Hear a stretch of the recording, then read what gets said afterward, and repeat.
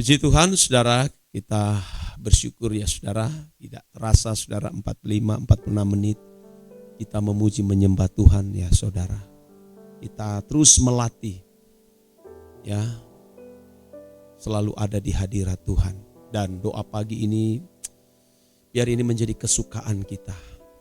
Bukan menjadi sebuah kewajiban, tapi menjadi sebuah kesukaan bersama. Untuk kita bisa mengalami perjumpaan dengan Tuhan. Saudara, tema kita hari ini adalah memuliakan Tuhan dengan tindakan. Memuliakan Tuhan dengan tindakan. Jika setiap hari kita tidak memberikan nilai tinggi kepada Tuhan, tetapi malah memberikan nilai tinggi kepada yang lain, namun kita berkata, terpujilah Tuhan, aku memuliakan Tuhan. Sejatinya itu kita munafik, saudara. Menyembah Tuhan itu berarti memberi nilai tinggi. Dari kata proskoneo, menyembah. Kita harus membedakan cara orang Yahudi, khususnya mereka yang beragama Yudaisme. Mereka sudah merasa sudah menyembah Tuhan saat mereka mengadakan ritual keagamaan. Dengan menunjukkan fisik atau tubuh mereka berlutut dan dahi mereka menyentuh tanah. Mengangkat tangan. Mereka merasa sudah menyembah Tuhan, saudara. Dan memuliakan Allah.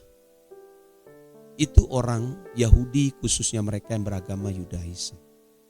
Tentu saya tidak mengatakan mereka tidak menyembah Tuhan. Tetapi dalam konteks orang Kristen, saudaraku, tidak cukup dengan mengadakan seremonial, liturgi, atau dengan menunjukkan sikap badan atau tubuh, mengangkat tangan, sujud dan menyembah dahi ke tanah. Tetapi dengan tindakan, saudara. Dengan tindakan konkret kita setiap hari. Yang harus itu terperagakan. Dan orang akan melihat. Bukan dari sikap tubuh kita yang setiap hari kita ada di gereja dengan menunjukkan sikap badan, tangan terangkat atau tubuh kita, dahi kita harus menyentuh tanah. Bukan hanya itu, saudara. Tentu kita melakukan itu. Sebab saya kalau sudah ada di ruang doa, saya melakukan. Betul-betul saya berlutut dan mengangkat kedua tangan ke atas sebagai tanda saya menghormati Dia, dan dahi saya menyentuh tanah. Dan saya berkata, Tuhan, aku mencium kakimu. Aku sujud menyembah di kakimu. Aku merendahkan hati dan merendahkan diri. Tetapi tidak cukup dengan ritual seperti itu, saudara. Kita harus buktikan dengan perilaku kita, tindakan kita sebagai orang yang menyembah Tuhan. Jangan sampai Tuhan berkata seperti yang dikemukakan oleh Nabi Yesaya, yang itu juga disampaikan oleh Tuhan Yesus, bahwa bangsa ini memuji-muji aku dengan bibirnya, memuliakan aku dengan bibirnya, tetapi sesungguhnya hati mereka jauh daripadaku. Jadi percuma, saudaraku. Jadi kita harus tunjukkan dengan sikap hidup. Kalau di dalam Alkitab kita menemukan contoh-contoh konkret. Misalnya Nuh, saudaraku. Dia bukan hanya menunjukkan ritual penyembahan, tetapi dia buktikan dengan kesediaannya untuk rela meninggalkan segala kesenangan hidup dan menghabiskan waktu umur hidupnya saudara untuk membuat bahtera yang diperintahkan oleh Allah. Sungguh saudaraku, di tengah kekafiran saudara, dia memilih taat kepada Bapa. Walaupun di saat itu mendapatkan cemoohan, hinaan dari orang-orang terdekat, kerabat keluarga sendiri pun menghina Nuh, membuat bahtera yang tidak jelas, menjadi bahan olokan. Puluhan tahun saudara dia membuat bahtera itu. Itu tidak mudah. Dia menghabiskan waktu. Ini tindakan konkret ya saudara. Contoh lain misalnya Abraham. Abraham membuktikan dengan tindakan nyata sebagai bapak orang percaya. Dia meninggalkan kota Ur-Kasdim, lembah Sumer yang cukup maju, kota metropolitan jauh sebelum Mesir. Kota ini sudah maju saudara. Dia tinggalkan itu dan memilih jalan lain. Dianggap orang itu adalah sebuah tindakan yang bodoh. Sudah ada di tempat yang nyaman, tapi kenapa harus keluar dan akhirnya menjadi bangsa nomaden, tidak memiliki tempat yang permanen, menjadi bangsa yang berpindah-pindah dari satu kota ke kota yang lain. Sampai Abraham menutup mata, dia tidak melihat kota itu ya saudaraku. Karena dia mencari kota yang dibangun oleh Allah. Kota yang dibangun oleh Allah dengan tangannya sendiri. Ternyata itu adalah Yerusalem baru. Anda memperhatikan atau kita membaca dengan teliti. Sampai kuburan saja itu dibeli oleh Abraham. Karena dia tahu dunia ini bukan rumahnya. Bukan tempat tinggalnya. Dia beli itu saudara.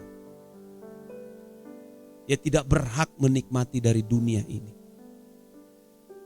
Jadi Abraham dan Sarah itu membeli kuburan Makpelah. Mereka bayar saudara. Padahal mau dikasih gratis itu. Karena mereka menghormati Abraham. Tapi dia beli saudara, dia bayar. Tidak seperti kebanyakan orang Kristen ini saling berebutan. Kalau perlu dia memiliki dunia ini. Beda saudara. Dia buktikan lagi dengan dia mempersembahkan Ishak. Kesayangan, kebahagiaan Abraham itu Ishak saudara. Karena anak satu-satunya yang menjadi pewaris. Sebab yang menjadi pewaris itu bukan Ismail, tapi Ishak. Yang lahir di usia senja lagi saudara. Wah. Allah minta Ishak itu bukan masih dalam keadaan bayi. Bukan dalam keadaan dia kanak-anak. Tapi sudah dewasa. Diperkirakan kemungkinan besar Ishak sudah berusia 25 tahun.